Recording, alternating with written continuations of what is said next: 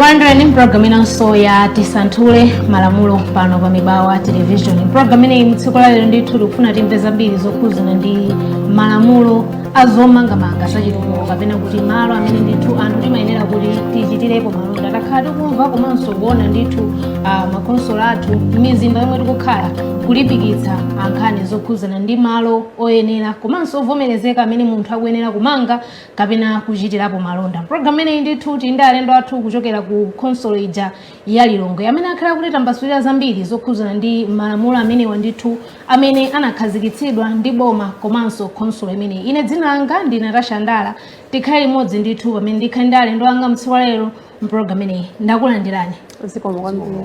Chabwino mwina tiyambe ndikudziwani dzina komanso udindo wanu. Zikomo kwambiri. Ine ndine Tapiwa Nkandawire, Chief Commercial Manager wa Lilongwe City Council. Amene ndimayang'anira zokhudzana ndi misika komanso onse amene amachita malonda mumzinda wa Lilongwe. Chabwino kumeneko.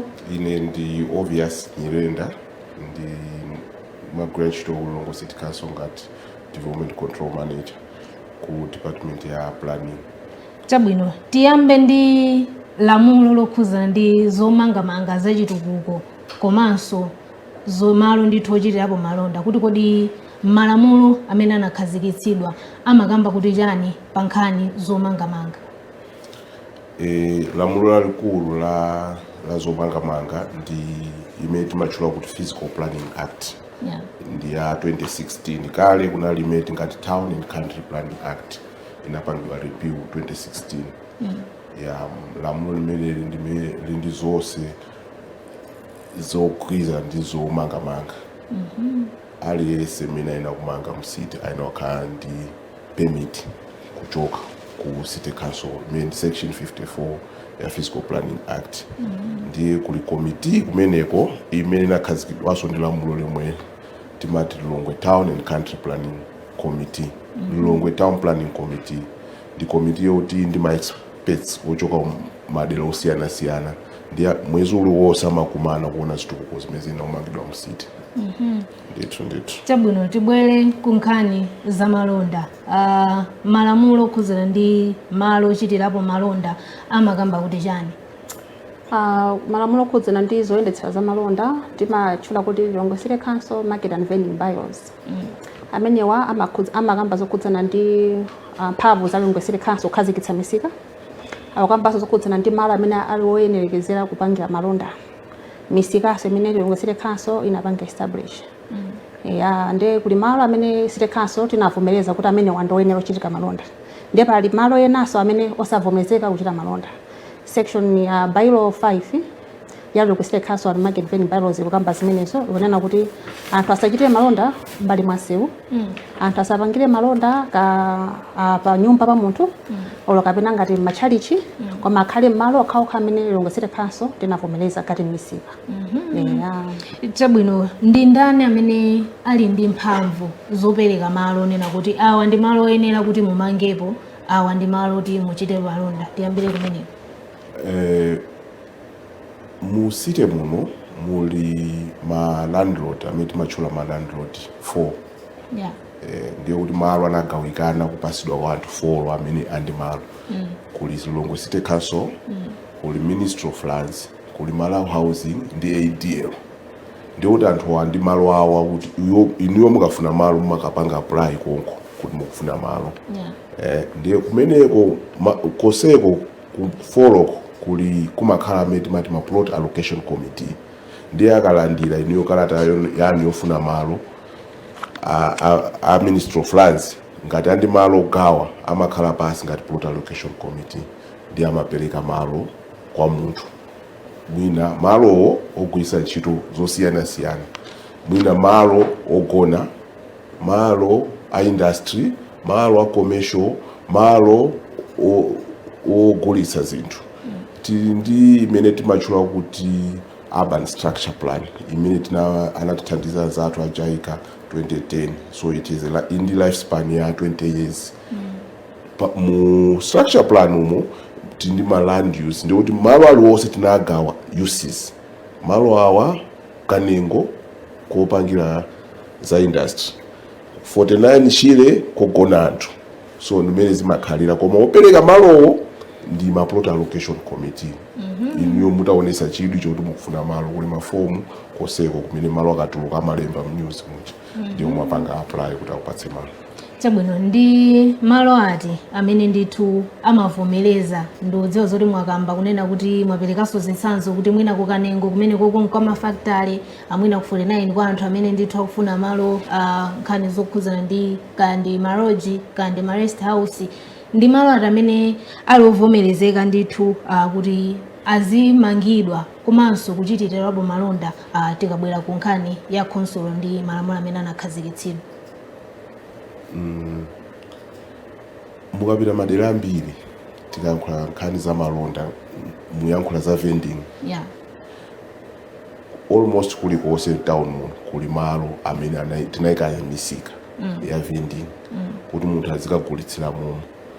Ukatuluka msikamo kukagulitsira panja ndiyo kuti ukuswa lamulo limene achula chemwali a chief commercial manager kuti ndiyo kuti aliyense amene akupanga chinthu takupatsani malo tikakupatsani malo ndiyo malo andimalire olo inu takupatsani malo a nyumba ndiyo kuti takugayira ndi malire anu mukapitilira malo amenawo ndiyo kuti mwayamba kuswa lamulo la city mene zimakhalira even kugulitsako kuli malo ogulitsira chifukwa street vending ija timanena kuti ndiyo saloledwa. Tibwere ku nkhani ya ma structures, tikukamba ma structures ndozo zoti makhala so strict kwambiri kuti ma structures awawa ndoyenera kuti akhale uku, ma structures awawa ndoyenera kuti akhale uku, pamakhala so planning yonena kuti munthu mumayenera kumpasa kandi budget mwina ndi ndondomeko ziti zomwe zimayenera kuti zitsatidwe munthu ngati akufuna kumanga pa nthawi yomwe ali within mumzinda ndithu.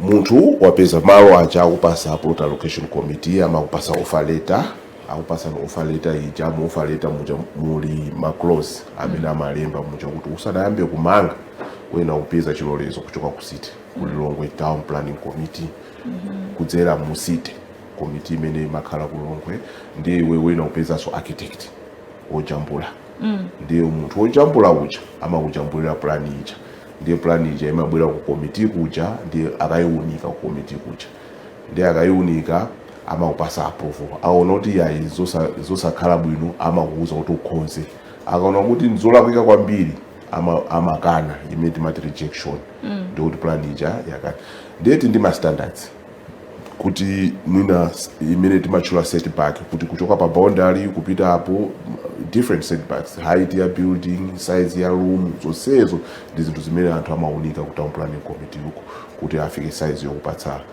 chilolezo choti upitirize ukamanga. Ku nkhani za malo ndithu ochitirapo malonda nakonso mumatsatiraso ndondomeko zomwe zili ku nkhani ya zomangamanga. Timatsatira almost zofanana ndondomeko zake koma mwina ndizongosiyana pang'ono ifo chana kuti munthu akoti afuna malo kuza ndi kusika zikutengera kuti apanga business yotani. Munthu akakoti afuna malo a shop musika naye samafira form, akafira form ija imaunikidwa kenako tili ndi ngati market master amene amayang'anira musika muja akatiuza kuti muli space musika timapatsa offer letter tikampatsa offer letter timakampatsa malo aja kuti akuzogwiritsa ntchito amange shop. Akakhala ama business ang'ono ngati kugulitsa tomato, kugulitsa masamba, kaza kumunda amene wawa amangofuna tima space ngati tima bench amene wawa sitimapatsa process onoti afile mafomu kapeta apatse offer letter fani njira imeneyo mafuna kuti athu apereke ndalama makamaka khoti afuna amange shop fati timacharge so ngati development fee zingati simujula kapena ayi timatha kutchula imambira muna 50,000 koma it's subject kuti afukasa amatha kuyiunikate pafupi so imatoka 50,000 above ndiye koma anthu aja amapanga pa business ang'ono ngati tomato awagulitsa nyezi timaona kuti amwina tiwaphinja ndi amene aja amatha kungobwera abwera ku office through a market master abwera kuno kuti afuna malo ndati matha kungapanga ngati list kuwayika mu kaundula nkuwapatsa malo aja. Munakambapo element yonena kuti malamulo amene wamaunikiranso mwina pa point yomwenso mwanena kuti mumachita kuona kuti kodi business iyi ndi yotani mwina ngati munthu akugulitsa masamba kandi tomato komanso munakamba umayambira kunena kuti apambeza kuti mwina munthu wina akuchita business mbali mwa msewu manyumba zimene zizi mumaunikirapo bwanji kwa anthu amene ochita ma business ang'ono mwina kupezeka mu msewu ena mwina kupezeka pa khomo ndithu la munthu. Okay, tikaona kuti anthu tapeza ali malo tisowenera kupangira business, pali njira zimene timapanga. 1, timatha kuwadziwitsa, timatha kulengeza ndithu, timaprogramu osiyanasiyana, chinkuza mawu, kuwafikira, kuwafotokozera kuti malo makhalawa ndotani osavomerezeka, ndiye muchoke. Ngati pali vuto mutipeze ku ofesi tikuthandizeni nkhani yokhudzana ndi malo. Tikaona kuti palibe compliance timapanga ma town hall meetings. Amene wawa timatha kupita kumakumana ma block leader, timakumana ndi ma leadership structures, kumene koko timatha kukumana ndi akuluakulu amene ali maudindo madera osiyanasiyana, ma communities, kandi kuchilinde, kandi kawale, kandi 47, kukumana nako kwaunikira kunena kuti kupanga malo malonda malo osavomerezedwa ndikotani ndikolakwika. Ndiye anthu amene ali ndi vuto imene wapangitsa apange malo amenewo atipeze kuti wathandize. Ndiye tikapanganso njira imene tikuona kuti mwina anthu aja sakumvera, ndiye timapanga enforcement imene timagwiritsa ntchito apolisi, tindi apolisi municipal police imene tsopano imapita kumakalanda anthu aja, ndi amapita kukagwira makamaka tikuzana tukulanda katundu amene akugulitsa. Tikhalira kubwera kumeneko, komano mwina ndimafuna ndidziwe kuti ndi zifukwa ziti zomwe zingampangitse munthu kuti watsatira ndithu ndondomeko zonse, wabwera mwina ku council kuti ine ndikufuna malo, komano ndi zinthu mmene zilili, chingampangitse njani kuti munthu aletsedwe kuti malo awawa ifeyo sitikupatsani kuti mmangepo izi? I should think proposal iyo imene kukhala ndi munthu yo ngati wabwera ayina ubwera for tatena kale kuti malo tinagawa kuti akhale ndi cholinga chake. Munthu afuna kumanga kufupi ndi mtsinje sitingalole. Munthu afuna mange ngamba pa mapaipi amadzi olo asuwa sitingalole kuti munthu yatani. Munthu afuna kamanga warehouse ku residential area ku 49 mmene kulili kuja ukayika chigayo ngati mwazi nyumba sitingalole. Ndi zinthu zina zimene zimatilepesa kuti munthu yotumulole kuti apange chitukuko. Chabwino tathokoza kwambiri. Ngati mwangotsogolera kumene kane mwano, iyi ndi program ya Tisanthule Malamulo pano pa Mibawa Television. Lero ndithu ndi alendo kuchokera ku Council ya mzinda uno wa Lilongwe kuti fotokoza zambiri zokhuzana ndi malamulo amene anakhazikitsidwa ndithu okhuzana ndi zomangamanga ntchito zachitukuko komanso malo ndithu ochitirapo malonda. Afotokoza zambiri tikhale tikumva ndithu nkhani zokhuzana ndi kuletsedwa malo ena amene munthu wamanga oti council ikunena kuti malo awa musamange, malo awa musachitirepo malonda. Kodi zimayenda bwanji ngati council ono yayamba kugwiritsa ntchito mphamvu zake?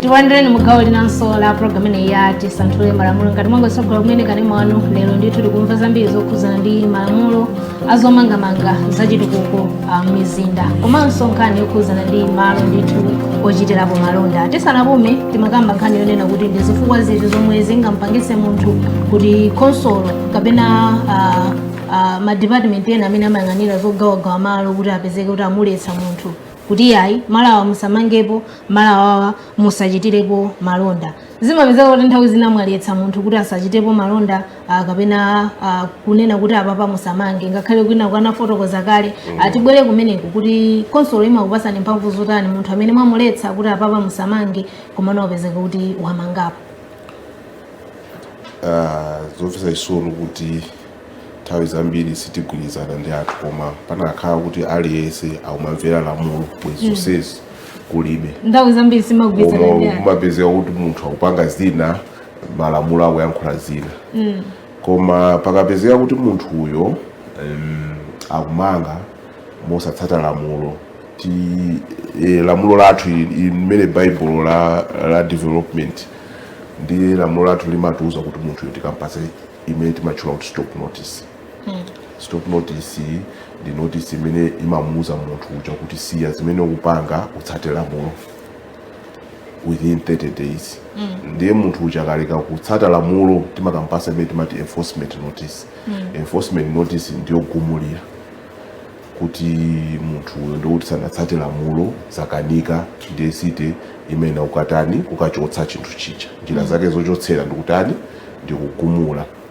Ndiye lamulo ili limatipasanso mphamvu kuti tikagumula munthuyo atilipirenso ifeyo asiti akulipireni niwo mwagumula building ya ndalama zathu zimene takuitisira kukatani zili malamulo zimenezi calculations akambayenda motani umene ya fuelo yohayala anthu chani zonsezo ma inconvenience ndeti zimazipasa malo yathu kuti akayambe mlandu kuti ndalama zichazibwerere ku city chabwino muna kambapo ndithu zonena kuti nthawi zambiri ngakhale kuti pali malamulo anthu amapeza kuti sakumvera mungatipaseko chithunzithunzi tikabwera mu mzinda uno wa Lilongwe vuto limeneli mungalifotokoze bwanji kukula kwake ndi vuto lalikulu kwambiri mu Lilongwe muno mwina chifukwa chokuti mwina ifeyo asite tiyeneranso kuti atutidziwise za malamulo mwina zimene ndanenaso pano inunso mukuzimva za chilendo kuti tiyena ukatenga ndalama kwa anthu mukaona masiku adutsawa site nakagumula ku Old Town so mchitidwe ukakulira tsiku ndi tsiku kuti anthu sakuti mwina ndi mwawiso kuti mwina tabwera pano pakanema kuti tidziwitsane nda zathu kuti ayi asiti ife sitibwerera ndewe iyayi sife wogumula yeyo koma tiyena kugwirizana ndazi zathuwo kuti tipange chinthu chokuti timange chani mzinda wathu mmene akumangira zathu sitikuyankhula za London pano tikuyankhula za Lusaka Chipata olowa Chipata pompa olo Dodoma mukapeza kuti mmene akumangira zathu kusiyana koma anthu amanena kuti asite ndamene akulephera iyayi tikulephera tonse ngati dziko chifukwa tonse tena kutani kutsata lamulo so tonse tikatsata lamulo ndio timanga site yabwino tipanga kompiti nda zathu mmene alili uko makesi zangati amene onena kuti mwagumula anthu akupatsani ndalama zimachitika zimenezo koma kuti anthu amakhala kuti mwagumulira ndithu building yawo akupatsani ndalama ndithu it's very rare sizichitika nthawi zambiri maybe 1 or 2 cases so far umene munthu anatipatsako ndalama tangumulira koma sizichitika koma lamulo limatero ndithu because it's a process ya court ndi tena maloya na ubwereranso kukatani kukapanga yamba process ije yopanga recover ndalama ichi tibwere kumeneko taonapo ndithu consolo mwina anyamata mtauni munakambapo kuti ayi amapasidwa mphamvu kuti pitani mukalande katundu ndingofuna kuti mundipaseko chithunzithunzi takhala tikumvapo zinthu zina mwina mutitsimikizire pano kuti izizi nzaboza izizi nzoona malamulo amatipasa direction katundu amene walandidwa kwa anthu amene akuchita malonda malo osavomerezeka zimayenera kuti zikhale bwanji katunduja akalandidwa chabwino tikatengera malamulo by law 24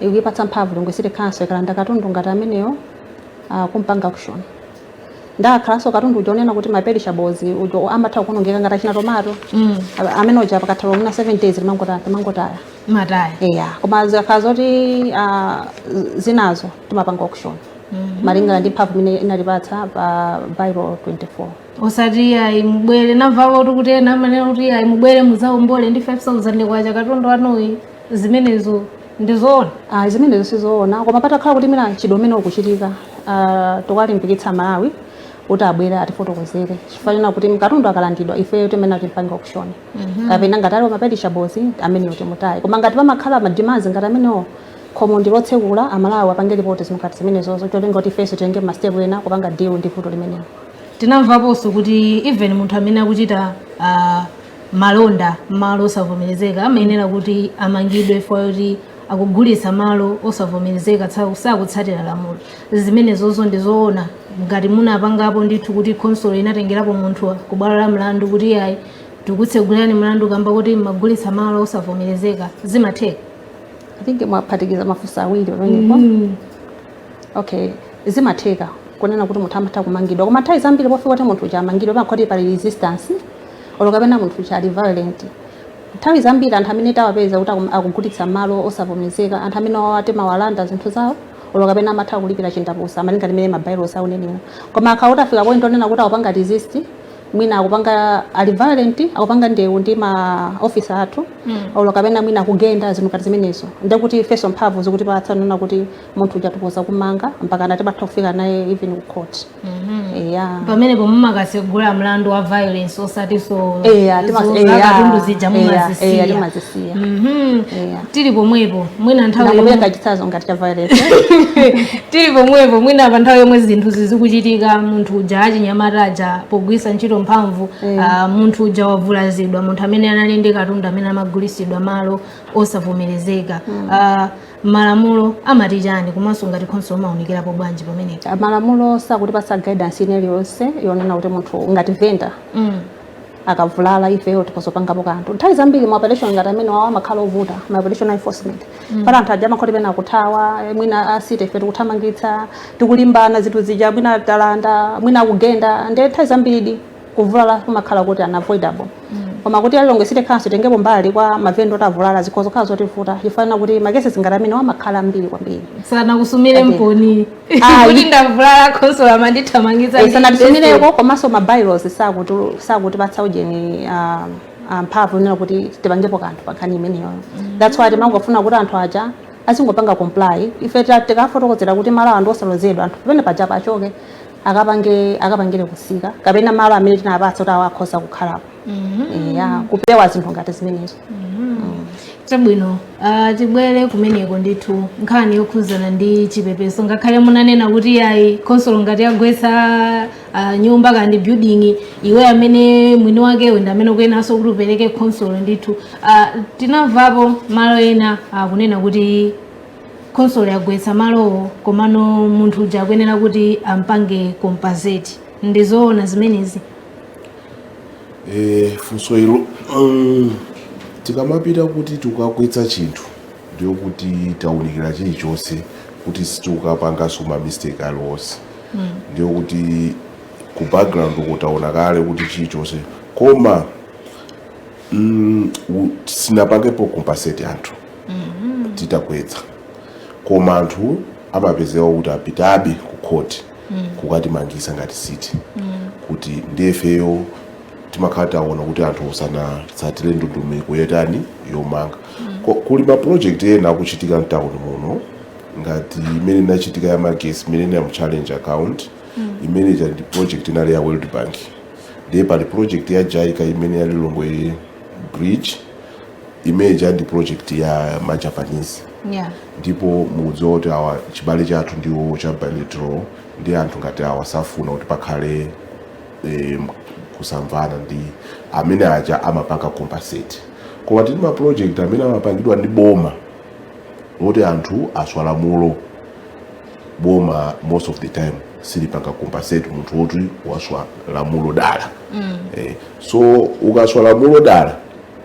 compensation siitani sikhalako koma kakhala kuti mwina boma lifuna litsegule nsewu malo kuti linapanga plani kuti pakhale nyumba osite ndiyo kuti titampanga compensate munthu uja kuti chotsa nyumba yako tinaukhazika apa ndife watufuna tikuchotse tikukhazike pena apo titampanga compensate koma usati munthu anakakhala kumanga nyumba kulowa nsewu yekha ndiye timpasenso we are rewarding him for that I don't think that will be proper nthawi zina tikamayankhula nkhani ngati izizi timakhala ngati tikuyankhula mwandewo chonchi koma hayi zimenezo sizikhala bwino koma tifuna tikhale khonsolo yogwirizana ndi anthu ake kuti chitukuko chathu chiziyenda mosavuta ndithu tibwere ku nkhani yokhuzana ndi adindo amene ali okhudzidwa pogawa malo kapena kuti kupereka chilolezo ngati apereka chilolezo ndithu kwa anthu kuti apezeke kuti amange kapena kuchita malonda malo osavomerezeka malamulo amati chani adindo apereka malo osavomerezeka apereka malo kandi ku khonsolo ine ndabwera ndikuzapanga apply kwa inuyo komano ifwa yoti mukaonesesa munsika muja kuti komano ndiye inuyo mukufunisisa malo awawa ngakhala ali mbali mwansinja chabwino pitani mukamange mugwirizana umbali mwagwirizana kandi kumbali kandi kumbali komano kukuzapezeka wina ndithu kuti munavomereza bwanji malo awa kuti amangepo nyumba malo mutsinje ndithu iya ndiyo kuti apodzana kuika kwambiri koma zimene tunena apa kuti kuli ndondomeko yopasidwa malo ndi aliyense amene akufuna malo ayenera kuyenda ndondomeko yopasidwa malo. Ndikudziwa kuti pali ndondomeko komano mwina in the course of kwa adindo amene ndithu anapasidwa mphamvu zimenezo mwapezeka kuti kandi mwachinyengo kandi monena kuti munthu uja mwangofuna kuti munthandize kandi pachibale kakudziwana naye mwamgulitsa kapena kumuvomereza malo osavomerezeka. Malamulo amati chani kwa munthu ameneyoyo kandi wakukhonsolo malamulo amati chani? Malamulo munthuyo wa council ndikuti kuli azathu so kumene ukhaso amapanga deal ndi maisho a disciplinary ndikuti munthu yoyo sakutsata ngati sunatsate lamulo la city ndikuti kuli committee ya disciplinary kumeneko yoti ena kuthana ndi munthu umene watani walakwitsa lamulo. Kuthana naye kotani mwina poliso mwina anthu ena they might be ma victims onena kuti anapatsidwa malo nkupeza kuti akagwetsedwa nkumabwera kuti ayi komatu inetu anandivomereza ndi Anyirenda kuti ndimange apa. Anyirenda alibe mphamvu zopereka malo kwa munthu ayi. Ili ndi mphamvu kupereka malo kwa munthu ndi plot allocation committee.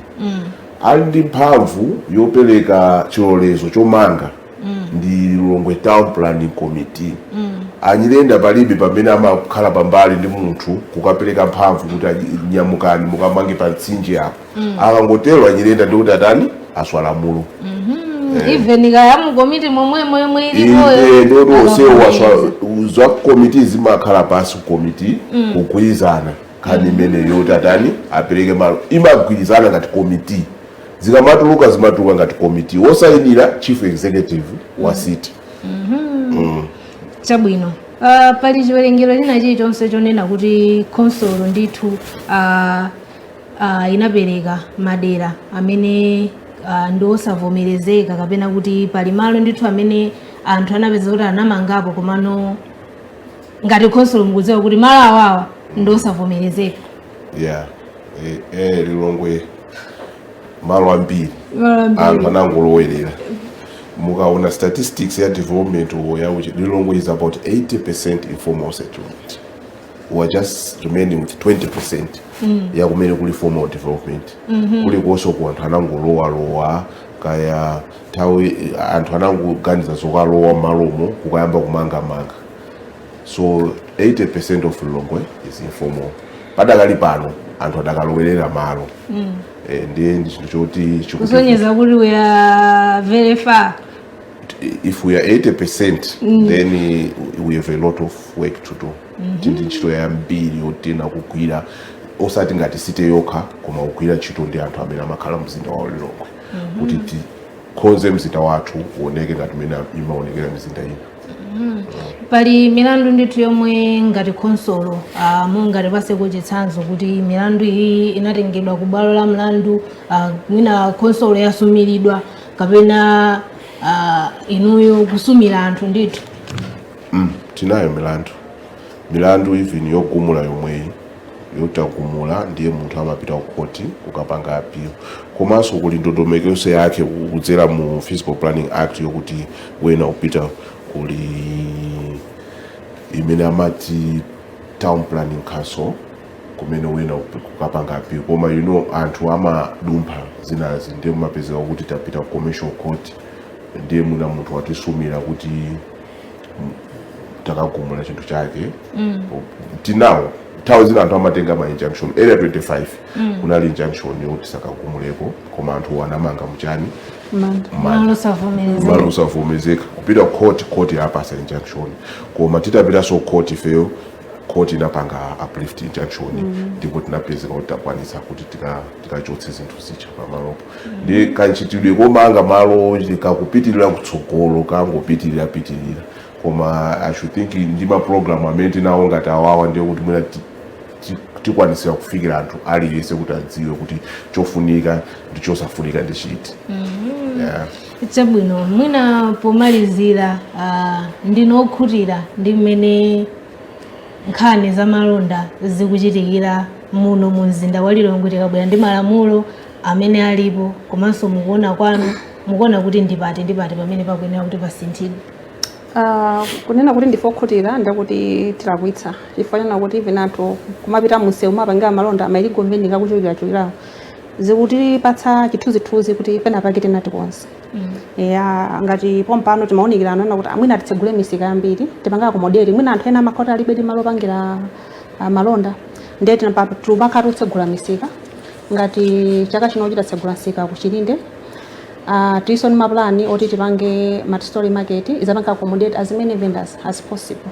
So voto likamachitika ngati chonchi likamachika kawiri makole penaso ikutionetsa unena kuti pali pena pake poti ife a city council mwina tikonze tipeze njira zona voto lija tithane nalo. Apanso ndithu ndi omwe tafika pamapeto pa program ineyi ya tisanthule malamulo. Lero ndithu tinali ndi alendo kuchokera ku khonsolo ya mzinda wa Lilongwe amene amatifotokozera zambiri zokhudzana ndi malamulo okhudzana ndi ntchito zomangamanga komanso nkhani yokhudzana ndi malo ochitirapo malonda. Kwambiri anena kuti munthu wina aliyense akuyenera kuti azitsatira ndondomeko ndithu zoyenera kuti munthu ukhale ndi malo ochitirapo malonda kapena kumanga kamba kuti pali malamulo amene amayang'anira kuti malo ena sipamayenera kuti munthu zichitapo malonda kapena malo ena sioyenera kunena kuti munthu umangepo.